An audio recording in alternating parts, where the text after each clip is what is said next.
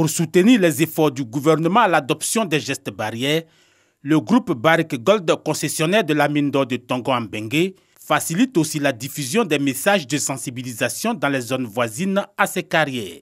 Aujourd'hui, le groupe a décidé d'aller plus loin en contribuant aux efforts financiers de l'État via ses chèques de 500 millions de francs CFA. En plus de cet apport financier, il y aura un appui de plus de 260 millions de francs CFA en matériel, en équipement et en kit de protection qui vont servir donc à renforcer les structures sanitaires de la région, donc au niveau de Korogo, au niveau de l'hôpital de Mbengue et aussi en faveur des communautés riveraines autour du projet.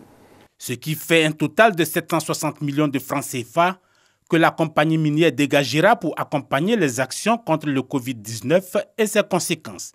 Devant cet élan de solidarité agissante, le gouvernement se dit réconforté dans sa croisade contre le virus mortel. Je veux saluer l'action citoyenne du groupe Barrick Gold, qui à travers la remise de ce chèque de 500 millions de nos francs, prend sa place et toute sa place dans ce combat engagé par le président de la République, son Excellence M.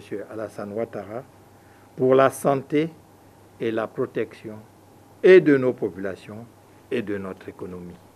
Face à l'immensité des besoins, le ministre Jean-Claude Kouassi a également appelé les autres entreprises minières à s'inscrire dans la dynamique de solidarité nationale, comme l'ont fait les exploitants de la mine de Tongon.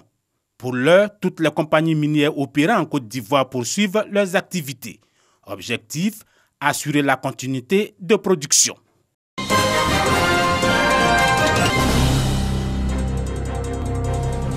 Suite à la déclaration du plan de soutien économique, social et humanitaire du Premier ministre, ministre du Budget et du Portefeuille de l'État, Amadou Gon Coulibaly, la Coalition nationale des organisations de consommateurs de Côte d'Ivoire a réagi favorablement face aux mesures concernant le paiement des factures de l'électricité et de l'eau. Prendre en charge les factures de près de 6 millions de consommateurs, gracieusement les consommateurs démunis. Inciter les propriétaires de logements à faire preuve de souplesse, à discuter avec les locataires. Toujours dans cet élan d'encouragement et de félicitations, Soumaoro Ben Mfali entend renforcer le contrôle des produits de grande consommation. Nous demandons à l'ensemble des consommateurs de respecter scrupuleusement les mesures prises par le gouvernement pour sauver notre vie. C'est pour cela, en entendant plus de détails sur les avantages accordés au règlement de factures CIE SODECI, nous tenons à dire au nom des bénéficiaires merci au président de la République et à son gouvernement. En tant que membre de la société civile, la Coalition nationale des organisations de consommateurs veut jouer son rôle sur le terrain afin que les populations et entités commerciales adoptent les gestes barrières.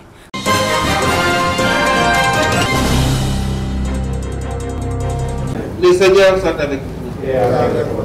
5 tonnes de riz, 200 cartons de pâtes alimentaires et de l'huile de table, c'est le don du ministre de la Construction, du Logement et de l'Urbanisme, Bruno Nabagné-Kone, à l'archidiocèse de Korogo. Ce geste pour marquer son soutien à la communauté catholique en cette période de carême, où prières, partage et solidarité sont des rigueurs. Également pour soulager un tant soit peu cette communauté suite aux mesures restrictives instaurées par l'État contre le coronavirus. Ce soutien doit nous amener à respecter les mesures prises par le gouvernement pour lutter contre la propagation de la maladie Covid-19. Il faudrait que ces vivres qui sont destinés au diocèse puissent aller jusqu'au profond des paroisses. Le père Charles Diarasouba a exprimé toute sa gratitude et celle de la communauté catholique de Korogo aux donateurs avant d'inviter les chrétiens à davantage de prières afin de vaincre ce mal. Nous disons merci aux donateurs, au ministre Kono Bruno, et nous leur assurons que nous porterons la Côte d'Ivoire, le monde entier en prière. La prière, parce que la foi nous dit que celui qui croit en Dieu, tout est possible. Ce don de vivres à l'archidiocèse de Korogo fait suite à ceux du diocèse de Katiola et de la paroisse Saint-Michel de Kouto en vivres et non-vivres par le ministre Bruno Nabagné Koné.